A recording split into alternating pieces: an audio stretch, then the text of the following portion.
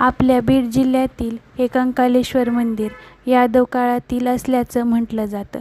त्याला बीडचं ग्रामदैवतसुद्धा म्हटलं जातं.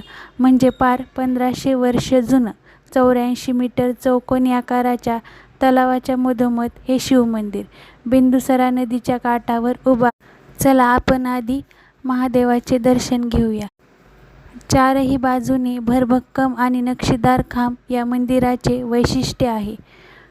पण मंदिराबाबत स्थानिक लोकांकडून एक इंटरेस्टिंग गोष्ट कायम सांगितली जाते. असं म्हणतात या मंदिराच्या खांबाची मोजणी प्रत्येक वेळी वेगवेगळी, म्हणजे पहिल्यांदा मोजलेल्या आकड्यापेक्षा दुसऱ्या वेळेस मोजलेले आकडे जास्त असतील किंवा कमी तरी असतील. ते काहीही असलं तरी तुम्ही बीडला कंकालेश्वर मंदिरात गेलात तर खांब मोजायला तेवढं विसरू नका.